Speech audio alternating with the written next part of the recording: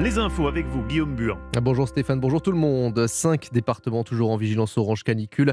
L'Ardèche, la Drôme, le Gard, les Pyrénées-Orientales et le Vaucluse. Troisième vague de chaleur en cours avec des pointes aujourd'hui comprises entre 35 et 39 degrés, notamment sur un quart sud-est du pays. Demain, les températures vont grimper au nord et dans le sud-ouest avant un pic attendu mercredi. Météo France prévient toutefois que cet épisode sera moins fort que les précédents.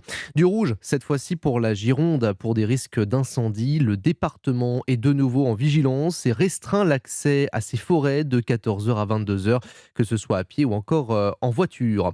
En attendant, ce mois de juillet a été le deuxième mois le plus sec jamais enregistré, annonce faite il y a quelques instants par Météo France. Jusqu'à présent, le mois le plus sec jamais enregistré était celui de mars 1961. Ce mois de juillet, le cumul de précipitations est de 9,7 mm.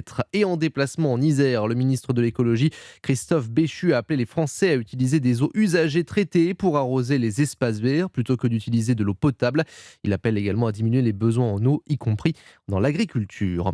Dans le Bas-Rhin, l'incendie qui s'est déclaré en matinée dans une scierie est circonscrit. À l'arrivée des pompiers, un hangar de 800 mètres carrés a été déjà totalement embrasé et les flammes s'étaient propagées à un deuxième hangar. 7 personnes, dont 6 pompiers, sont légèrement blessées et le personnel du site et les bâtiments limitrophes ont été évacués. Par ailleurs, les flammes ont brûlé 3 hectares de végétation.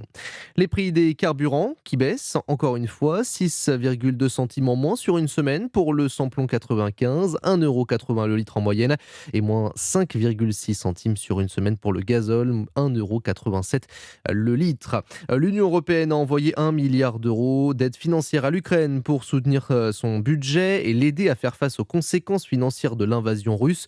500 millions déjà arrivés sur le compte de la Banque centrale ukrainienne et le reste arrivera demain. Dans le même temps, l'UE et le Kremlin saluent le départ d'Ukraine d'un premier navire chargé de céréales à destination du Liban. L'Europe demande toutefois la mise en œuvre totale de l'accord conclu à Istanbul pour la reprise des exportations ukrainiennes. Le navire est attendu donc demain en Turquie, où il doit être inspecté par les autorités locales accompagnées des Russes et des Ukrainiens. La Russie, qui au passage interdit l'entrée sur son territoire à 39 personnalités britanniques supplémentaires, dont le chef de l'opposition travailliste et l'ancien Premier ministre David Cameron. Ils sont désormais plus de 250 personnalités britanniques à être privées officiellement d'entrée par Moscou. On va rester justement en Angleterre avec des scènes de liesse où 7000 personnes se sont rassemblées à Trafalgar Square au milieu de journée pour applaudir les Lions au lendemain de leur titre dans l'Euro de foot contre l'Allemagne de buts à 1.